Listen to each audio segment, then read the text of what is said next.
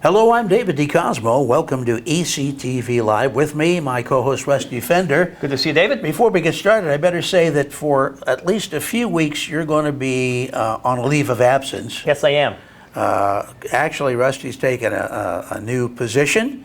A new old position. A new old position. Yes, Very prestigious one with Fox. Yes, Fox Television New York actually flying their spacecrafts in ionospheric orbit. So all the satellites that Fox owns, and this is what I did before I came back. But you'll do it from the ground. You won't have to be up in space. We do it from the ground, as low to the ground as possible. But this is the same thing I did for 20 years for CBS, NBC, MSNBC, AT&T, and CNBC. Well, so just going back to something old. Congratulations. Thank you, David. But I'll be back. And I will still be living in the area, so whenever my schedule permits, we'll keep I'll the chair back. open. We'll Thank keep you. The chair open. Thank you for that, David. And of course, Mark. It's important to fill the guest chair as well, which we've done today with John Price.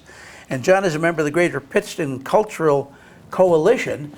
And Pittston is just such a growing community right now, John. So many things happening there. A couple of weeks ago, we did a whole feature here on the Great Pittston Tomato Festival. It brings thousands of people to town. But one of the other events that has been growing each year is the Pittston River Fest. Pittston is maybe, as I think of our area, maybe the newest of the communities to decide to take some time to celebrate our river and its environs, rather than to fear them as so many people have had to do because of some unfortunate flooding over the years, of course. So now the Cultural Coalition, this isn't the only thing they're involved in, is it? No, we have some other events going, but this is the main event of the GPCC. So this is the 11th year of the Pittston River Fest. So this is going to be the best year so far. We grow every single time. So yeah, I have seen it grow, and that's a wonderful thing. Let's start off by letting everybody know when you're going to have the River Fest. The GPCC 2019 is September 14th, this September. That's a Saturday? Or? I do believe it is a Saturday, yes, from noon to 4 p.m. Okay, so a fairly short window, and there's a lot that's going to be happening in that window. John, we normally have had other people on here talking about the River Fest, and very frankly, they're older. So I can almost understand their appreciation for the history of the river, what has happened, some good, some bad around our area. It's refreshing to see a young man. Why is it so important to you to make note, to celebrate, to call attention to, in this case, the Susquehanna as it runs through Wyoming Valley? Personally, I've always loved history, especially history in this area. But it's important to say that the River Fest has become an event for young people as well. We have a lot of we have balloon artists, we have face paintings, there are things for the entire family to do and learn about. But it's good to get the young people involved, and that's a good way to do it. You get them there for the face painting, then you can teach them about a few of the other things. Well, especially when the deregulation of history now and English and cursive writing in school, it's like it's very difficult now to get someone who's interested in history, especially American history, let alone local history. So this is a good thing, and you got to start now because the history will be forgotten. Yeah, absolutely. Yeah. We have the Knox Mine. We have hay rides down to the Knox Mine. And we stop at the Eagle Air Shaft where the miners escaped from the mine. I don't want to just even glance over this. This will be, in 2019, this is the 60th anniversary of the Knox Mine disaster. And for those of you that don't remember it, basically miners doing their work underground in the Knox Mine, which is in the Pittston, Port Griffith area, actually mined too close to, too high in the bottom. roof. Yeah. The river actually broke through into the mine. I believe 12 men, I may be wrong, I think you're right. 11 or 12 lost their lives in the mine. Thanks to some gallant efforts of a few others, they were able to get out. And this is, you picture a situation where you're in a dark tunnel and water is pouring in. You maybe just have the light that's on your helmet. And everything is connected from Carbondale to Hazelton underground in various levels of these shafts. And can you imagine the force and the weight of the Susquehanna River? And they were 16 feet only away from the river. Well, 16 feet. As you know, I'm sure, John, the most popular video remembrance of that disaster is dumping railroad gondolas into the huge whirlpool. Jack Scannella. Jack Scannella, the late Jack Scannella from WDAU was the man who shot that most vivid footage, and it's being used in the museums and such. But in any case, you know, these days you would think, well, what is there to see? But there is a lot to see. So with the hayride down alongside that trail, it is a fun ride. It's a short ride, but it is a fun ride. I've seen kids enjoying themselves on that ride. But and along the original track of the Lehigh Valley. Now, there were two back in those days, that's the original Lehigh Valley track that goes past the very track that they dumped those hoppers into the whirlpool. Yeah. So, but yeah, it is a fun ride down there, but it is important that they learn, and they do learn about the disaster that happened there. So it's an interesting. Yeah, well, there's a trail. It's a walking trail, but it is right next to the tracks. Now that is, I should point out, trail is separated from the tracks by a fence. Yes. Because the rail is still in use. That's correct. Yes, the Lackawanna, no, the Luzerne County Railroad Authority. Yeah. So it is active, yeah. That's great. So you're going to, now you'll take people from, I guess we have to back up on this. Where is the festival physically set up? The festival grounds are in the Cooper's parking lot on Kennedy Boulevard in Pittston. So yeah, we don't actually go down to the riverfront because it has been a problem getting people down to see the other vendors on that front. So it's all localized in that parking lot. But yeah, they do the hay rides from that parking lot down to the Knox Mine side. Okay, and is there a narrative as you get down there so that people that are coming will find out? There will be a set up to teach you about that site on the site itself, and then at the Eagle Air Shaft opening. Now, the air shaft is, again, where some of them made their escape from the mine, which was some distance from where the water actually north of there, correct. Broke through. Correct. Yeah. All right, that alone, I think, is really worth your attention. Absolutely. Because of the historic, basically that disaster killed underground coal mining in Wyoming Valley. Forever. Well, throughout northeastern PA, really. There was some strip mining after that with drag lines, but the deep coal, those tunnels are flooded literally forever. It would take hundreds of years to pump out the water from those. And I have to digress and tell you a little story very briefly. There was a gentleman that I knew very well who had worked in the mines many, many years ago.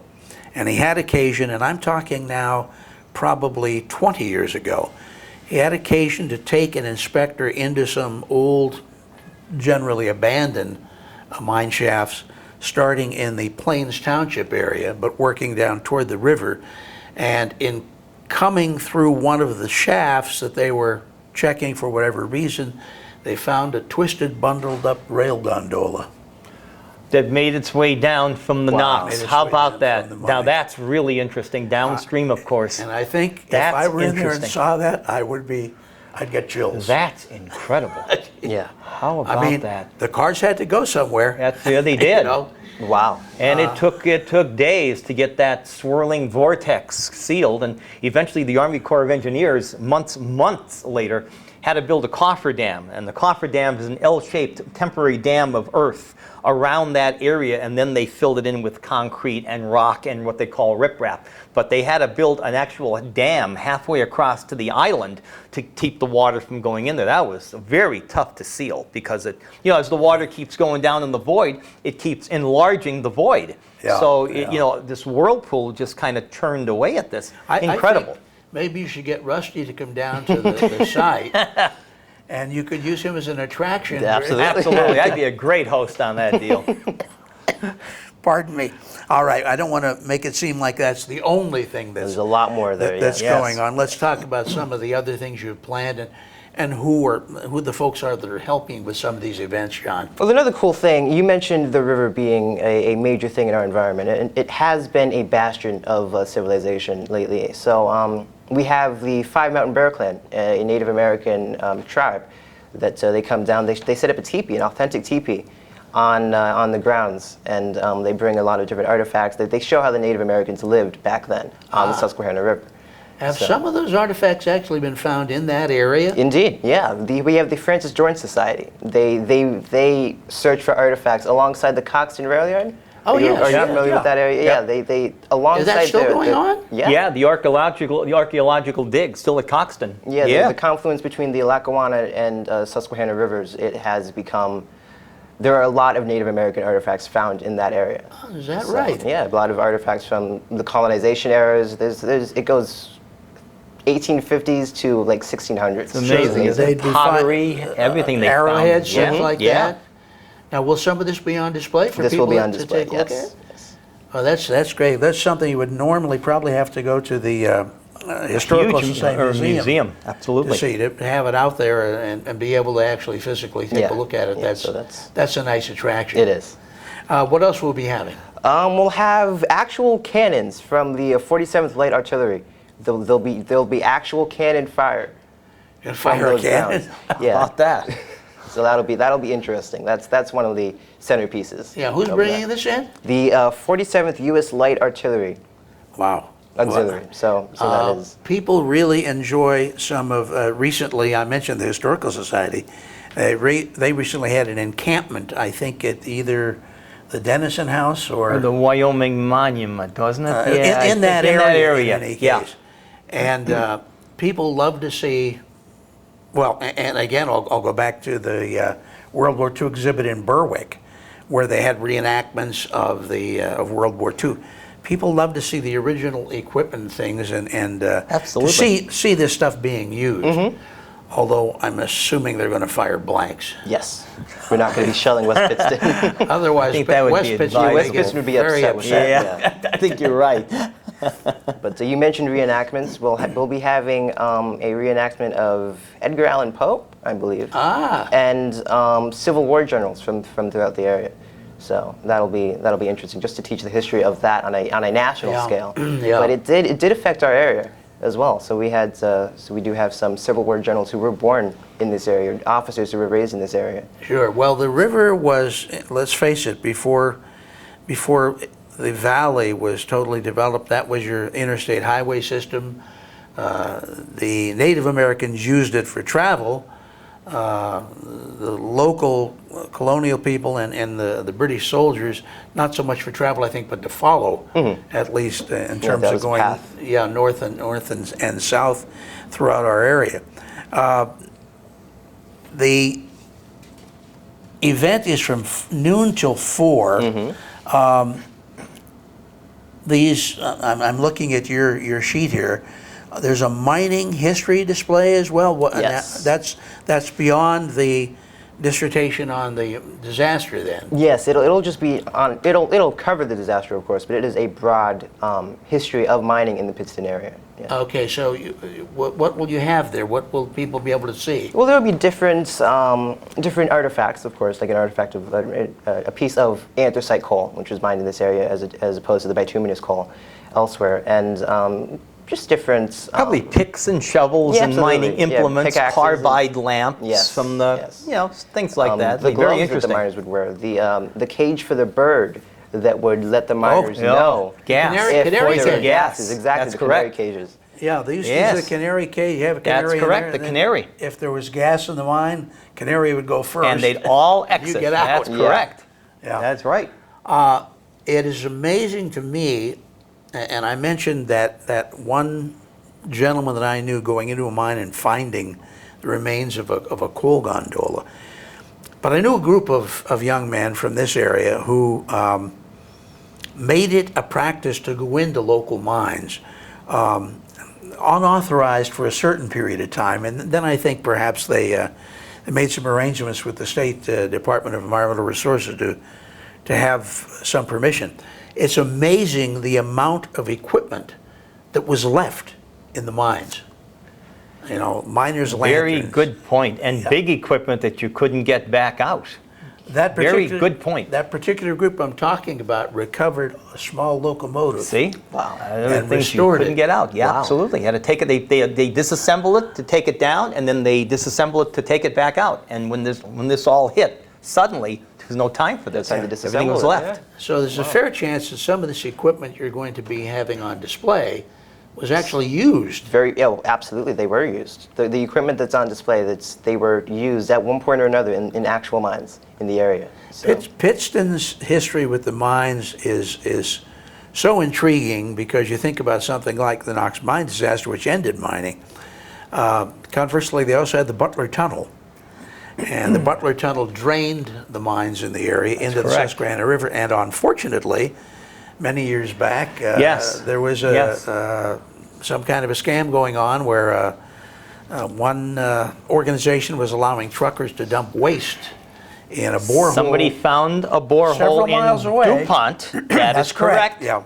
And DuPont. they dumped things at night after the midnight hour, and it found its way after months of seepage into that tunnel, which drains near the Fort Jenkins Bridge. Right. And still being monitored to this day. It is, yeah. And I'll tell you the truth, in all honesty, I really think a good extension of the Riverfest, especially since you're dealing so much in our history, would be to expand it to the tunnel, which isn't too far away from, I agree. From where the grounds Big are. piece of history still ongoing. I definitely agree with that. Absolutely. As a matter of fact, you'll occasionally see Yes, environmental the boats going in That's there. correct. You still have booms set up around that area and boating. You're right. And there's an alarm agree. system in the water. I won't reveal any names in this, but I remember when that happened and there was a slick on the river. One of my reporter friends wanted to know if it would burn, so he threw a match into the river. Fortunately, it didn't. But had it burned, It'd still be burning. it's still. You're right. I agree with that. It's a very historical site in progress. The Francis Dorrance Society displaying artifacts from the Duryea site. What is that? That Duryea site is the site alongside the Coxton Road there. So this is where the dig is taking place. That's the dig, and they'll be bringing artifacts from that area up to the grounds. Yeah. Now let's point out that that's something that's restricted as to who can be involved in the digging. The digging itself, yeah. Their wares that they've recovered are what they're bringing up to show everybody. Okay. Things for the kids here, because you kind of touched on that a little bit, and we said at the beginning how important it is to get the kids involved with history. So tell us again about some of the things you're going to have to bring we'll be them up. having artists. We'll be having face paintings. They'll be doing caricatures of people who model their faces. They'll be having balloon artists, like I said. So there are things to do for kids. And like I said, that hayride down to the Knox mine site has become an interesting thing for the kids to do while they learn about history, of course. Sure. What does it take to put something like this festival together? A lot of planning. A lot of planning. They start their meetings basically right after the festival ends to plan for the next year. And like I said, we've had 11 years of experience making this festival a little bit better every single time. Well, and again, that expansion that I mentioned, I think would be a great thing. It's not far. It's just right up from the Fort Jenkins Bridge. So it's a walking path to the place. You're right. Yeah, I wholeheartedly agree with that. And just above that, you would have the confluence of where North Main Street and Kennedy Boulevard come together, and there is a statue of a miner there. Yes. And a huge piece of anthracite coal that salutes the mining history. And the kids, whether they know the Knox mine disaster or not, they generally don't know about mining in the area because it's gone so long now. It's gone those 60 years. Those 60 years, or at least 55 of those. Exactly, 60 years. at least 55. And if they don't know about that, then they certainly don't know about the Native American influence in the area. Absolutely, here, which I gather was very extensive. Absolutely, yeah. Like I said, we have the Five Mountain Bear Clan. They'll teach you a lot about how extensive the Native American civilization in the area was, and that's thanks to the Susquehanna River. So it is very important to celebrate the Susquehanna River. Some of those Native American sites are still known by a general name. Queen Esther's Rock is one that I can think of, and of course we just talked about July they celebrate or commemorate, I should say, the Wyoming Massacre. Yes. And it wasn't British troops against American settlers, it was British troops and the Native Americans. And the Native Americans are the ones that really were the main battle group against the local settlers. Yeah, absolutely. What kind of response have you been getting from people that come to the festival? I'm thinking more of the older people, but... Well, we have had a lot of younger and middle-aged people come to this festival. So there are a lot of older people who come, but like I said, those hayrides, the attractions for the young people, I've been seeing amazing responses to those. It's a good thing now, 11 years in, so it should be getting a little bit easier. It should have stirred at least a little more interest, and the first couple to get off the ground is the toughest, the first couple of steps. Yes. So at least it's getting a little better with more media and more press and shows like this out there to tell folks about it. Absolutely, yeah. I wasn't around for those first few years. Yeah, exactly. My father and I joined a few years back, I want to say. But yeah, we have seen it grow exponentially within those few years. Do you primarily depend on volunteers to get this stuff done? Yes, people need to come out and help us out, but we do get by with the staff that we have. So we were able to put a good event on just through that. You're always looking for more volunteers too? Absolutely. So I forget the times at which we meet, but we will be meeting right after this festival. And of course, anybody visiting the festival, I'm sure, can talk to. Absolutely. Yeah, we'll be the ones in the brown shirts with the orange GPCC logo on it. So. Out of curiosity, pardon me, do you try to coordinate it all with the other organizations? Now, I think about, I mentioned a couple times the Luzerne County Historical Society that certainly would have some kind of resources they might be able to help with that. You have very active organizations that are involved in the Tomato Festival. Now Pittston has its own St. Patrick's Parade as well.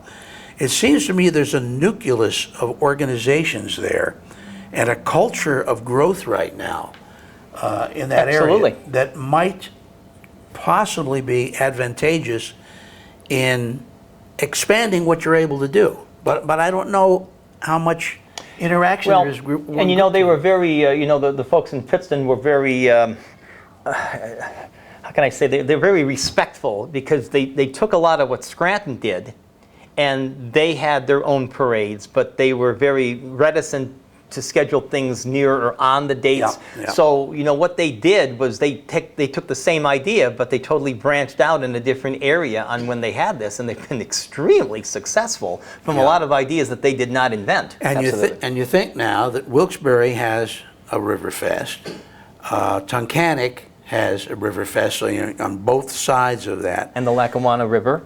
The Lackawanna Riverfest. So it might be a good idea, I'm going to throw it at you for what it's worth, to get some of those people from those organizations together, and what a united effort There's strength in numbers, and they seem to be going in the right direction with expanding what they've already got going. Yeah. Absolutely. Well, Pittston, I've been fortunate enough to be able to watch Pittston grow within my lifetime. Yeah. So, Mayor Mike Lombardo, the entire city is so supportive of events like Riverfest, of the Tomato Festival, obviously, of events like Second Friday.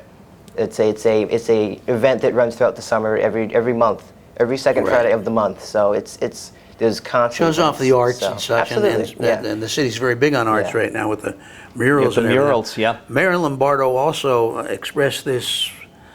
It may just be a pipe dream at this point, but the idea of possibly getting together with Wilkes-Barre and having a riverboat like the Hiawatha in Williamsport, or there's one in Harrisburg as well. But you can imagine if you had a Riverfest and you could also have a riverboat ride. That would be incredible. They have big ideas. You got the movie theater now scheduled for Pittston. Pittston is certainly wheels ahead. Well, we've seen the amphitheater grow next to the library. Yes. That materialized within a year. basically. So he has an amazing vision for Pittston, and we're seeing that materialize, like I said. Well, the way you can link on with those things with the Cultural Coalition will certainly be advantageous to all. For people that are watching that might want to review what's going to be offered, all the specific details, where and when, is there a site they can turn to get information, John? There is gpcc.com. That's a website that you can access to find all sorts of information. gpcc.com, yeah. gptc.com. Greater Pittston GPCC. Okay. Yeah, so, and then there's a Facebook page. For Okay. us, the Greater Pittston Cultural Coalition Facebook page. So you can access that for any information. All right. Well, John, I thank you John. for joining us to talk about the Pittston River Fest, which is coming up September the 14th from noon until 4 p.m. And hopefully you'll turn out and take a look at some of these exhibitions. And by gosh, take advantage of that tour down to the Knox Mine disaster site, 60th anniversary. Perfect time to remember what happened there and the impact of that event on our entire area. Rusty, thanks so much again. Thank Good you, luck David. with your new We'll adventure. see you folks soon. Thank you very much, As soon David. as we can have you back in that chair, we will do that. Keep them warm for me. Will do. Mark Thank McGlory, you, Mark. thanks for keeping us in focus. I'm David D. Cosmo for ECTV Live. Until you see you again next time, here's hoping all your news is good.